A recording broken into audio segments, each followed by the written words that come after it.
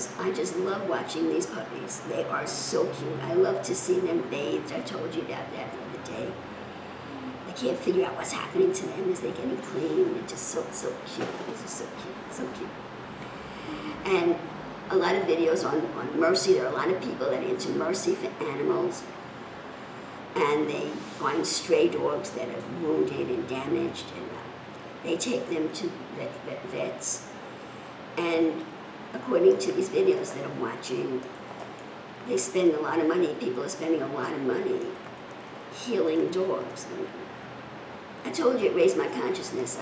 It would have never occurred to me to give a dog a wheelchair. They have dog wheelchairs. Did you know that they have dog wheelchairs? I didn't know that. They have dog wheelchairs. They have dog amputees that have dog wheelchairs, and people spending, it must be thousands of dollars on ultrasounds and x-rays and dogs with IVs in them. I was really surprised. I had no idea that was to that degree. And so I'm watching, and then I'm watching these dogs. They'll show you when they're strays and you find them, and then they're rescued and they're foster care, and then someone finds a forever home for them. And you see all of these videos about how happy the dogs are. I didn't know a dog could smile. I've seen dogs smile. I've seen sorrow and despair in dogs' eyes, and happiness in dogs' eyes. And then some videos showed people putting clothing on the dogs, and putting kerchiefs on them or bows on them. Or I saw some female dogs dressed up with a party dress. And I'm looking at this and I'm saying, Lord, where is the line? To me, I think seeing that dog dressed up in a frilly party dress that you could actually put on a child, I'm really wondering where the line is. I said, Lord, I want everything that you're doing for me. I want to rise to the moral level of Jesus Christ in every area that I possibly can. What is the moral level here? How does Jesus Christ see this? To me, I think it's over the line. But a couple of months ago, I didn't even know that there was such a thing as dog wheelchairs or that kind of mercy going out to animals. Or I didn't even think that, not only did I not know that it existed, I would have told you. I really think I never heard of such a thing. You know, wow, how was I raised? If you see a dog with a broken bone, you put the dog out of its misery. That's how I was, I can hear everybody go, whoa. That's how I was raised. That's what you do. If the dog or a horse, if he breaks his leg, you put him out of his misery. And that's what I learned. So this was something new for me. And I was still thinking that it was a little over the line. And I said, I guess, well, if you want to spend your money on veterinarians and have surgery on dogs, and I guess if you want to do it, it's okay. I don't know that I would ever do that. I don't know. But I want to know what Jesus says. But that's to me, that's one degree of morality. Do you actually spend your money on thousands of dollars on taking a dog to the doctor to this degree? And then another level of morality is, do you dress the dog? Do you put a scarf on the dog? Do you put a bow around the female dogs? And then there's yet another level of morality, that shows a fancy party dress that you would put on a child, on a female dog. And in that video, it was actually said that this is this dog's favorite dress. So the dog has more than one dress, okay? And I was shocked to hear that a dog would have a favorite dress. I can believe that a dog has a favorite toy. I believe that. A dog has a favorite dress. I have a problem with it. But I want to rise to the level of morality with which Jesus Christ sees these issues. And I prayed that prayer a couple of weeks ago. I think it's less than a month. And then I'm continuing to watch these videos, and I'm seeing people kissing their dogs. And I saw one video where they said this dog, a stray dog that was pitiful. Okay, I'm glad that they saved it from its misery. This dog has never been kissed and doesn't know love, and they're kissing. I can see petting the dog, and now they're kissing the dog. Okay, they're kissing the dog. Okay. And they're telling you how happy this dog is. And now the dog is in the house, and he's laying on the couch with his owner, laying in the arms of his owner, laying on the couch together with the dog in the arms of his owner. Where's the line, Lord? Where is the line, Lord? And then I started seeing videos about emotions that were being developed in the dog. I started seeing, well, first of all, dogs are souls. Human beings are souls, but we have a spirit also. But dogs are souls.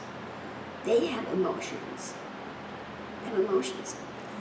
And just like human emotions can get out of control, I believe that dog emotions can get out of control. I know that you have to control. I happen to like food, If food really tastes good, I tend to overeat. Anything that gives you pleasure is a temptation of your soul to go beyond what is appropriate. So I'm watching these videos, these dog videos, with their masters, okay, and everybody in the videos anyway has more than one dog, because these dogs can't be alone, and they show you the dogs, how much, it was quite enlightening to me to see two dogs, or even a dog and a cat, cuddling together in their bed, loving each other, licking each other appropriately, animals looking at each other, showing affection to each other. It was enlightening, to see them playing together. I've seen dogs play together. So I was surprised to see that kind of emotional affection coming out of animals. And then I started seeing it in the videos between the animal and the humans. And then I started seeing jealousy. These are all videos that the Lord's bringing through these suggested videos on YouTube. I started seeing jealousy in the dogs. I saw one video where the dog was rescued, and the woman was going out of the house, and the dog was hysterical. The dog had been up on his hind legs with his paws on her shoulders, crying. And to be honest with you, I don't know that I ever thought about a dog crying. I guess I just didn't know that much about dogs. I mean, my family never had I had a dog, he never cried. I don't know. I did have a dog when I was married for a few years. It was cute hearing the puppies cry. It was really cute hearing the puppies cry. It was really cute. But he has a grown dog, an adult dog, on his hind legs with his paws on the woman's shoulder, like screaming. Not barking, screaming, howling. And the video saying that's what he does every time she goes out. He's begging her not to go out. Can't live without her. The dog can't live without her. The Lord can't tolerate separation. What's going on here? Then I saw another video where there was a man and a woman who apparently were living together. Do I dare assume they were married? I don't know. But there was a man and a woman living together and a dog. And they were making the dog jealous. And they thought it was funny. But the dog was lying in the arms of the guy, stretched out, lying with its head in the arms of the guy. And then in one video it was another dog. He was petting the other dog. And the dog that was in his arms would howl. And every time he was still in the man's arms, and he would pet another dog, and the dog would start growling or complaining. And then I saw a video where it was the woman, which obviously was not his wife. They were a couple, and the dog. You could see it in the dog's eyes. He didn't like it. And I said, well, what is going on here? Something's not right. I don't understand it. I mean, I wouldn't get involved in that, but I don't know, these people, this is what I'm thinking. They don't want to have children. Well, some of them had children, but a lot of them, with the dog, in my opinion, where the emotions of the dog was out of control. There were no children in the videos anyway. Some of the videos were families and they had children. And the videos of the dogs where there were children present seemed to be pretty wholesome. But the videos where it was just a man and a woman, or a man or a woman alone, okay? All I can think about is what's going on in this culture today, in this society today, okay? It used to be, I saw one video of a man I think he was in a helicopter with his dog, and he was saying things like he wouldn't go anywhere without it. I don't know whether it was a he or a she. And I'm looking at that video and I'm saying, I don't know, but in my day, that man would have a sexy blonde and bombshell sitting in his helicopter with him, right? And now he has his dog, and he doesn't go anywhere, and he's a good-looking, muscle-bound guy, right? And he's there with a dog, right? Okay, yeah. And several videos about this man, and he moved into the city, and he was lonely, and he just needed a dog. He couldn't find a woman. He was a good-looking guy. He couldn't find a woman to take out to dinner if he was lonely. He had to have a dog, And I see couples that apparently have no children, but they have 2, 3, 4 dogs, but at least 2 dogs. And they're dressing them up with clothes. And I guess it's cute when you put the kerchief around his neck. I could see that, to put a dress on him or a suit on the dog, I don't know, and I don't know. So I'm asking the Lord about this. And then I saw this one video where this dog was getting jealous of the woman in the couple, was getting possessive of one member of the couple. And I saw that jealousy in that dog. And I said, Lord, this is a dangerous game. That is a beast. The dog is a beast, okay? It is an animal. It has emotions because it's a soul. But those emotions need to be kept in the dog perspective. You start stirring it. In other words, I'm seeing that it's a possibility to raise up the emotions of this soul that's in this dog to a human level. Now you're jealous of a man, and you're jealous of the man's own wife or partner. What's going on here? I'm thinking, this is an animal.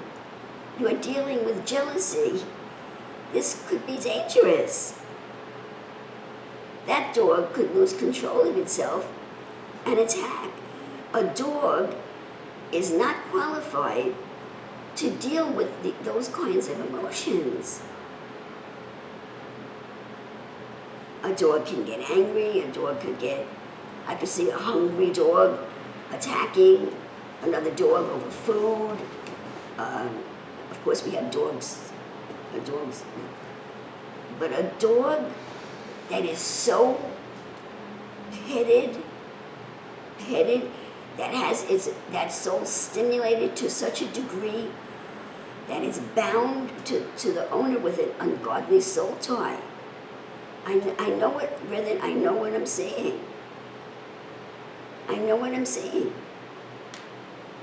And what's interesting is that me trying to be more sensitive to animals, I would never think of petting a strange dog.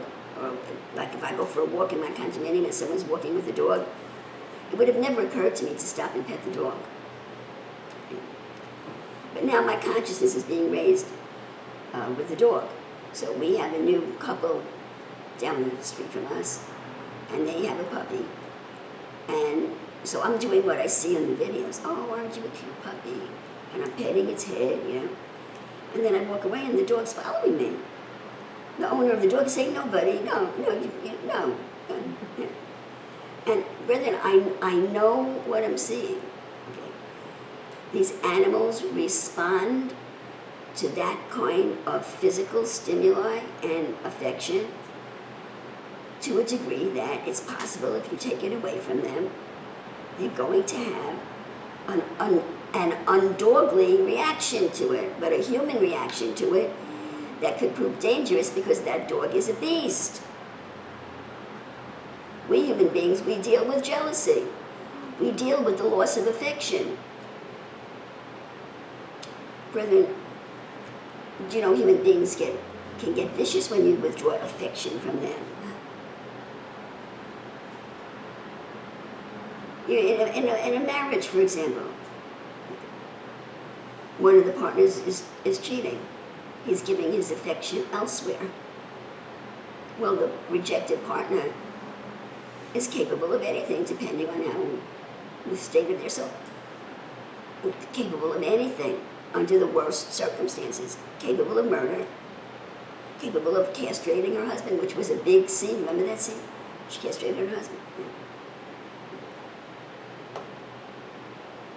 Stirring up those kinds of emotions in people, getting a dog used to a human type affection.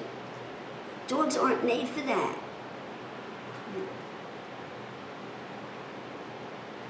My husband used to say, dogs, they're supposed to work. They need a job. They're supposed to either be guarding the house or fetching the mail for you. They're supposed to work. I believe that dogs should have a job and they should have pride in themselves. They're not made for you, a human being, to deposit your frustrated affection on. I'm going to say it again.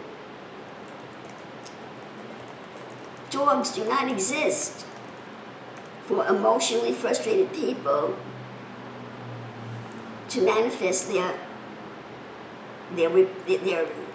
love upon, because they have had no opportunity to show it to anyone else. That's not for a dog. You don't do that for a dog.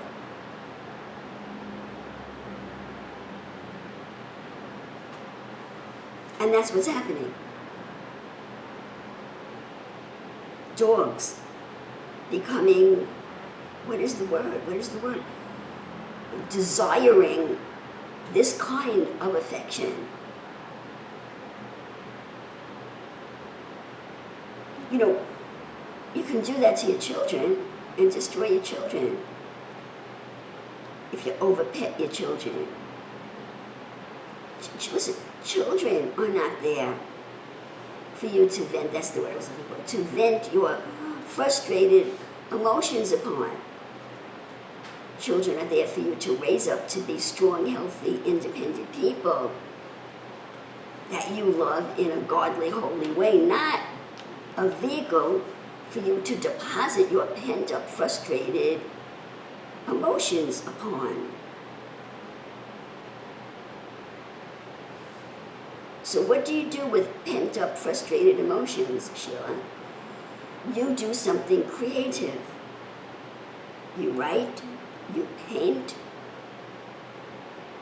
you help people that really need help. You give charity work, do charity work. That's what you do with pent-up emotions. Not everybody has an outlet for their love emotions, and who knows, maybe probably most people don't. Rather, nothing's perfect. What do you do with your unsatisfied affection? You become creative. You sublimate it into acts of creativity, construction. art, music, writing, helping the poor. You don't vent it upon children or dogs to the point that you listen, to the point that you make them hungry to receive your pent-up emotions. It's called codependency.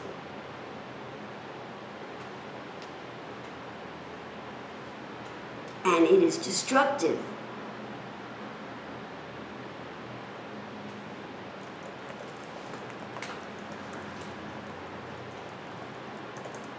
So I'm watching all this. I know what I'm seeing. I know what I'm seeing. And I know that it's not good.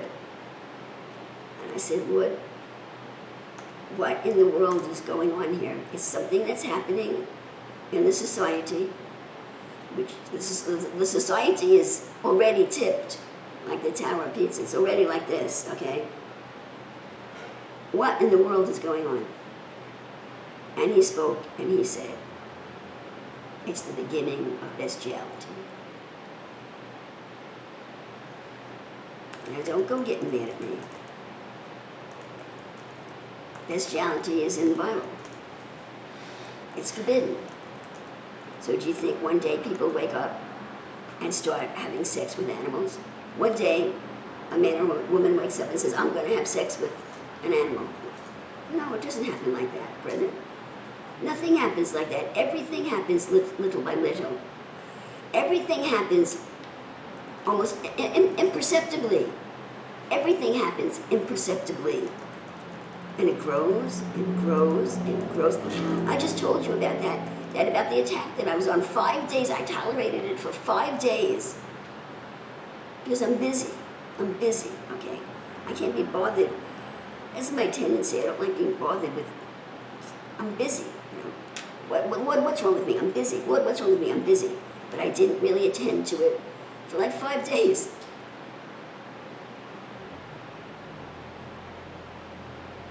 It starts small. Very small. And should we be surprised that a spirit of bestiality is operating in the world today? We shouldn't be surprised. Why should we not be surprised? Because it's listed in the scripture. It's listed in the scripture. I believe it's in Leviticus. It's listed in the scripture right after homosexuality. The next step down. I said it. It's listed in the scripture, the next step down after homosexuality. Step down into what? Chaos. The lack of civilization. Anarchy.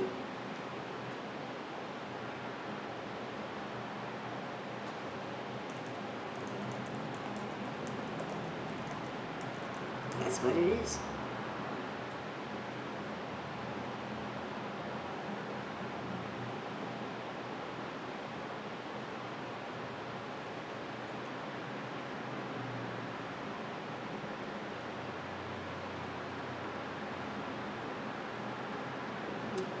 And then the world's under judgment.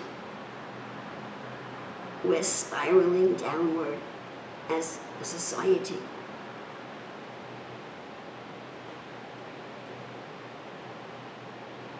The world is in this country seems to be, we may even be in the worst shape right now. Spiraling downward. To what? To chaos. And then what happens? To anarchy. And then what happens? What happens when everything's out of control, brethren? What happens when your children are out of control? Something has to stop it. If you don't stop it, which you should, either they get exhausted and fall asleep, depending on how old they are, something bad enough happens to stop it. They get hurt, usually. Either you hurt them in a manner that will have a good outcome, or they're out of control and they get hurt with a bad outcome. So, either God is going to stop this with a good outcome, if you can see the outcome through the pain, or he's not going to stop it, and it's going to end in a destruction with a bad outcome. Bad outcome being a despot. Some strong man is going to take control and start killing people that resist.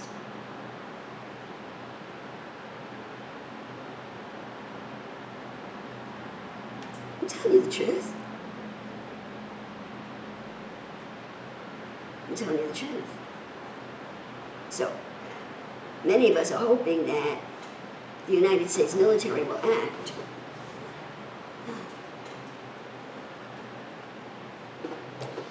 to deal with the political situation.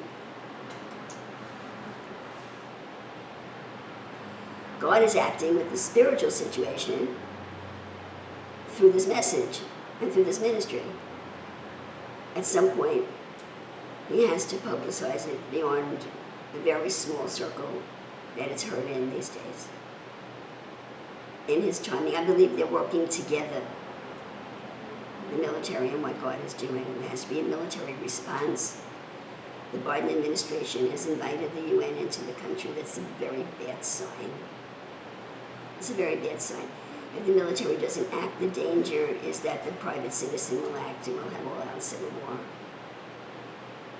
Brethren, we're spiraling down into anarchy. Something will stop it. There's going to be an explosion if it's not stopped.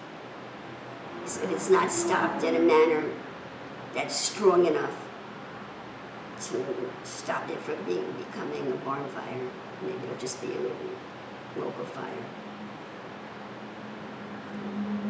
The whole culture's out of control.